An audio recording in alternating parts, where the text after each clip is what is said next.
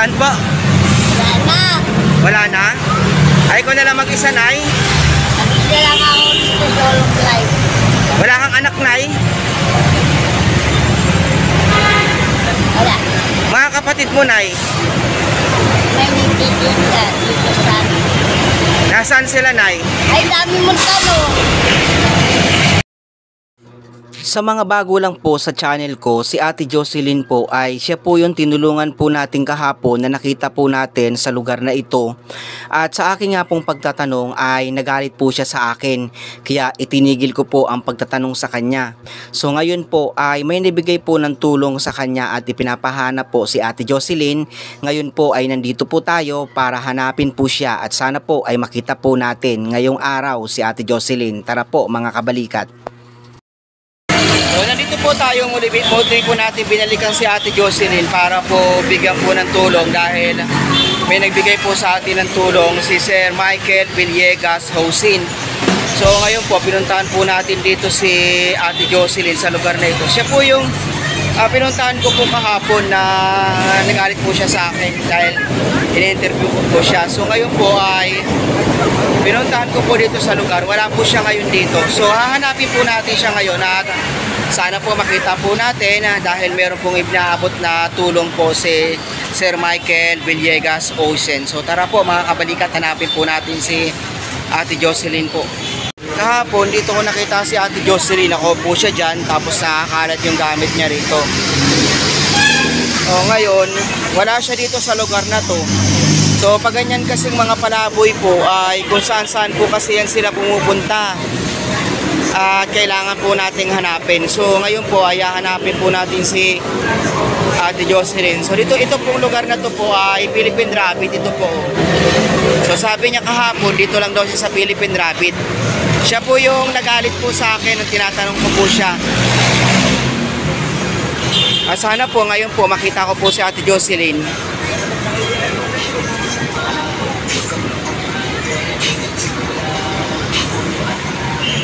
Kuya, wala siya dito ngayon, ano? Lakad ng dagat yun. Ha? Lakad ng dagat. Nangangalakal. Nangangalakal sila? Sa gabi, kuya, hindi siya muuwi dito? Dito sa lugar na to? Hindi na siya mistamay dito. Sa kabila. Kabila ng tinda. Pero kuya, nandito lang siya, ano? Paikot-ikot lang. Kaya ng maga nandito pa? Ako may asawa niya. Kasama na naman? Ako, sasama na naman. May asawa ba yun, kuya? Oo, sa asawa, may toyo rin. Pareho silang may... Babae, matino yun eh. Matinong kausap yun eh. Pero kahapon, in-interview ko siya, pinagalitan niya ako. Kapon? Oo. Baka kala, kasi minsan may nananakit sa kanya eh. May pumalong araw sa ulo niya. Tagal na wala rito na, bumalik dito yun. Parang may palong ka sa konti. Ibig sabihin, mga ganyan, pinapatulan pa sila? Siguro hindi, pero hindi naman daw dito nangyari. Tagal niya na wala rito eh. Taba? Oo, si Taba. Sana makita ko siya uli. Kasi may tulong sa kanya, kuya, na dumating. May tulong na dumating. Oo. Kung hindi mo siya makakita ngayon, bukas sa umaga pumunta ka rito. Sigurado nandiyan yung dyan lagi at tutulog din. Dito lang siya natulog? Oo. So yun po, wala po si Ate Jocelyn dito. Hahanapin ko pa po. Pero try mo rin mag-ikot dito. Dito lang. Hindi na bala yung rito yan. Dito lang siya. So tara mga kapalikat, hanapin natin si Ate Jocelyn. Baka sakali nang makita po natin. Tara. Hinahanap po natin si Ate Jocelyn. Meron po kasi nagbigay po ng tulong para sa kanya. Pero pag ganito po kasing mga palaboy ay kung saan saan po lang yan sila pumupunta. Wala silang permanenteng lugar. At dahil namamasura sila, naghahanap ng mapagkakitaan, kaya hindi natin siya nakita doon sa lugar na kung saan nakita natin siya kahapon. So ngayon po, nandito po tayo sa Manila. Tinahanap po natin si Ate Jocelyn. Sana po ay makita po natin ngayon. So kung hindi man po natin siya makita ngayon, sana po sa mga susunod na araw ay makita ko po siya para maibigay po sa kanya yung pinabibigay po ni Sir Michael Villegas Hausen po.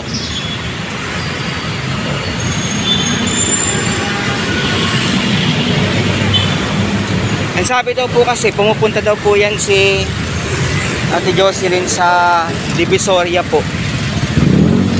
At ngayon po ay nandito po tayo sa Recto. Hinahanap po natin siya.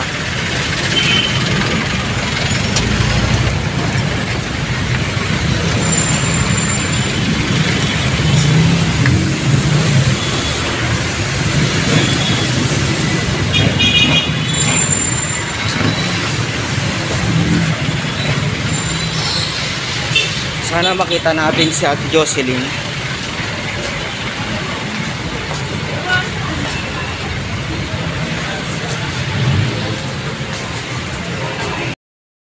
Yun mga kabalikat, hindi natin nakita si Ate Jocelyn, pero bukas po ay babalikan ko po doon sa lugar na yon. At ibinilin ko naman po doon sa tao doon na kapag nakita po si Ate Jocelyn ay wag na pong palisin. So maraming salamat po kay Sir Michael Villegas Hausen po. Maraming salamat po sa pagbigay po ng tulong kay Ate Jocelyn.